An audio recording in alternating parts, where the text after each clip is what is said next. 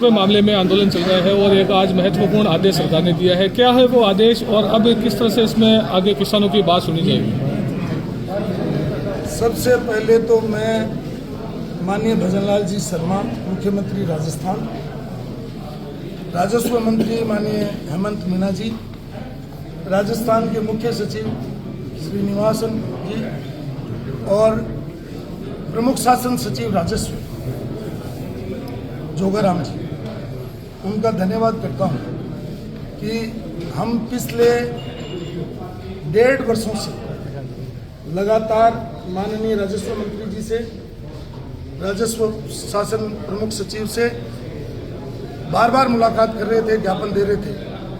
उन पर संज्ञान लेते हुए जो बातें हमने लिखी, कानूनन उनको जो राय दी, और मैंने एक ही बात कही कि इन भूमियों का नियमन, नामांतरण और आवंटन, ये क्योंकि तीनों प्रकृति की हैं और इनके लिए आप कोई कमेटी बना करके और इसका समाधान निकालें। तो निष्क्रांत भूमियों के लिए, पूरे राजस्थान में जो निष्क्रांत भूमियाँ हैं, उनके समाधान के लिए राज्य सरकार ने हमारे डिप्टी सेक्रेटरी की अध्यक्षता में DLR, चोमू तहसीलदार, जयपुर तहसीलदार और डीडवाना तहसीलदार की सदस्यता के माध्यम से एक कमेटी बनाई है।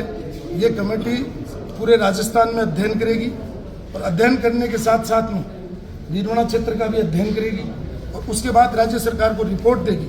और जिस तरीके का आश्वासन माननीय मुख्यमंत्री जी ने, माननीय राजस्व मंत्री जी ने मेरी बार बार की मुलाकात के बाद दिया है, मुझे उम्मीद है कि जो किसान, गरीब तबका और ऐसे लोग जो पिछले 78 वर्षों से इन जमीनों पर काबिज हैं, इन जमीनों में खेती कर रहे हैं, इन जमीनों में अपनी बसावट बसा ली और इन जमीनों के माध्यम से अपने रोजमर्रा के काम भी कर रहे हैं, तो उनको पूरे राजस्थान में उनका हक मिले, इस तरीके की मेरी उम्मीद है।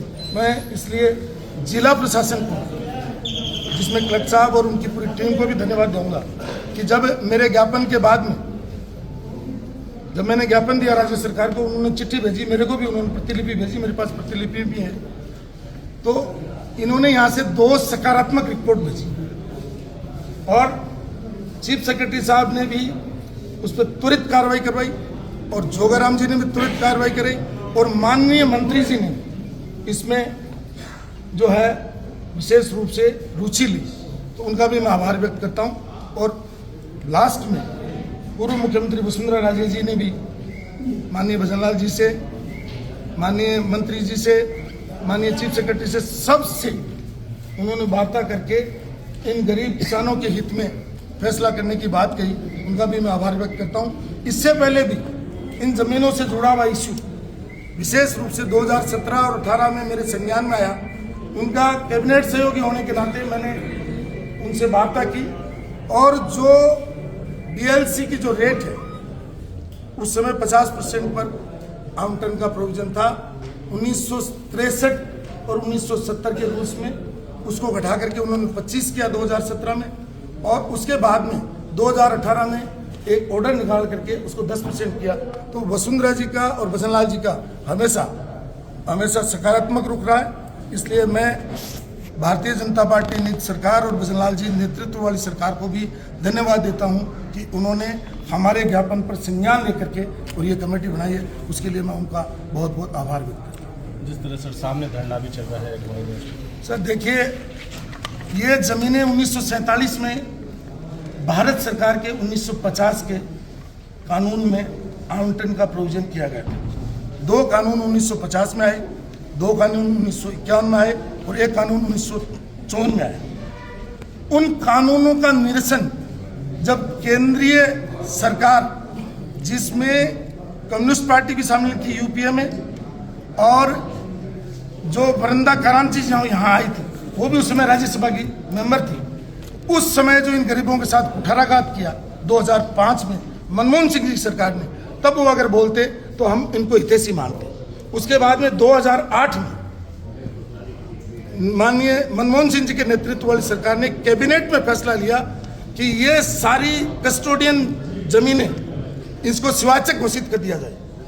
और 2009 में जब गहलोत साहब मुख्यमंत्री थे, उन्होंने एक बाकायदा आदेश निकाल करके इन सारी कस्टोडियन भूमियों को, निष्क्रांत भूमियों को शिवाचक घोषित किया। उस समय एमएलए कौन था 2009 में? राजस्थान का मुख्यमंत्री कौन था जो अपने गिरिबान में झांक करके देखे जब गरीबों के साथ अत्याचार, अन्याय और दबाव पड़ रहा था, उस समय तो वो बोले नहीं। और 18 से 23 के बीच में मंत्री और विधायक रहे, तब भी नहीं बोले।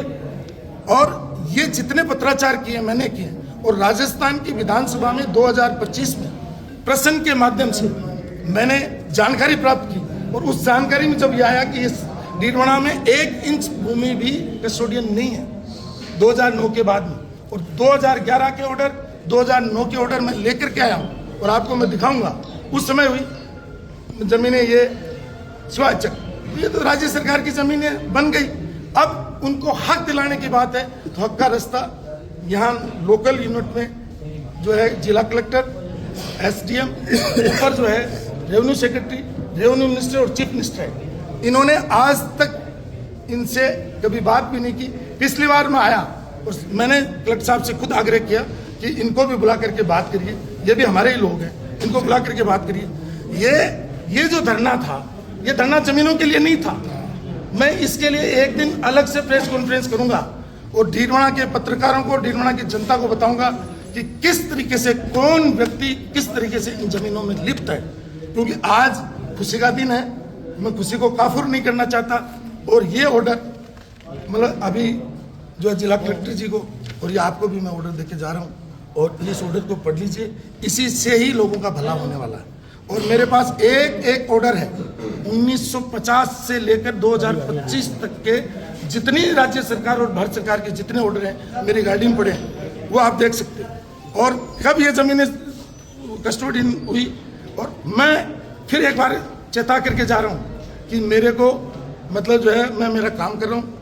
मेरा काम राजनीति करना नहीं है, मैं राजनीति मैंने आज तक नहीं की। मेरा काम है सेवा, उनका काम है राजनीति। जिनकी आप चर्चा कर रहे हो वो राजनीति कर रहे हैं और मैं जनता की सेवा कर रहा हूँ। मैं गरीबों के साथ था, गरीबों के साथ हूँ और गरीबों के साथ रहूँगा।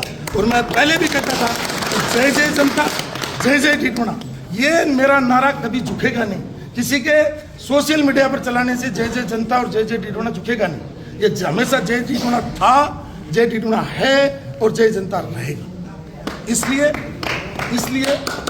इन चीज़ों का कोई मतलब नहीं है। इन गरीबों का भला होना चाहिए, वो होगा रास्ते चलने से, कानून के दायरे में रहने से। शिवाचक जमीन जो राज्य सरकार की हो चुकी है, वो राज्य सरकार की मतलब कानून, नियम और अधिनियम के तहत ही इन गरीबों को मिलेगी।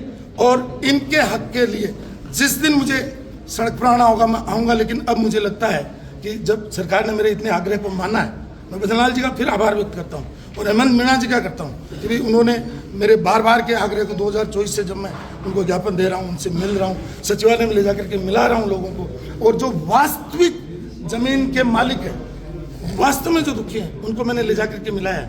मैंने किसी नेता को नहीं मिलाया। और अब मैं न पहले डिगा था न अब डिगूंगा। जनता के हित के लिए जो भी बात आएगी उसके लिए हमेशा अडिग रहूंगा। और चूंकि मैं खुद स्वयं मंत्री रहा हूं, इसलिए मैं कानून को जानता भी हूं, कानून को पढ़ता भी हूं। इसलिए मैं कभी भी जनता को गलत रास्ते पर नहीं ले जाऊंगा, जनता का गलत इस्तेमाल नहीं करूंगा। ये चंदा करना, ये चिट्ठा करना, जनता को गुमराह करना, ये मेरा काम नहीं है।